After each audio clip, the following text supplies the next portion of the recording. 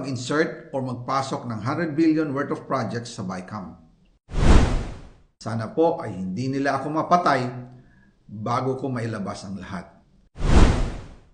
Ginawa ko lang ang utos sa akin, pero ngayon, handa na akong harapin ang lahat. Ginagamit ng administrasyon ang buong resources ng bansa para tumahimik ako. That he will shoot me if I will talk. Gagamitin ako bilang panakipbutas sa kanilang kampanya laban sa korupsyon. Hindi na ako mananahimik, ilalabas ko ang lahat ng katotohanan. May resibo, may ebidensya, at may pangalan.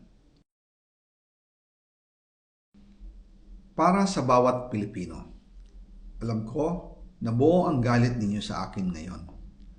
Nauunawaan ko rin kung bakit, lalo na at malaki ang halagang nakataya. Pero bago kayo humusga, hayaan ninyong ipaliwanag ko ang buong katotohanan. Matagal akong hindi nagsalita dahil may direktang utos sa akin. Huwag nang bumalik ng Pilipinas at manahimik na lamang. Umalis ako noong July 19, 2025 para sa aking medical check-up. Nakaplanong bumalik pagkatapos ng SONA ni Pangulo.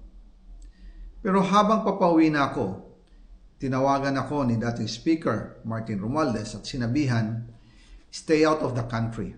You will be well taken care of as instructed by the President." Noon naniniwala pa ako sa kanila, kaya't hindi ako bumalik.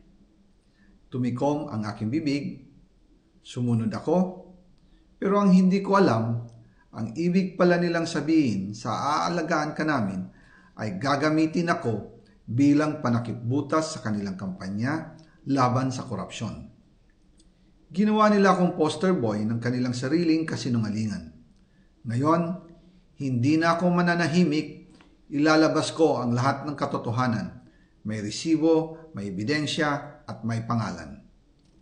Nagsimula ito nung tumawag si Sekmina Pangandaman sa akin nung nag-umpisa ang BICAM process last year, 2024. Ang sabi niya, katatapos lang ng meeting nila ni Pangulo at may instructions na mag-insert or magpasok ng 100 billion worth of projects sa BICAM. At sinabi pa ni Sekmina, you can confirm with Yusek Adrian Bersamin dahil magkasama sila sa meeting ni Pangulong BBM noong araw na yon. Tinawagan ko po agad si Yusek Adrian Bersamin at tinanong ko kung may instruction nga ba ang Pangulo na magpasok ng 100 billion during their meeting. Ang sabi niya,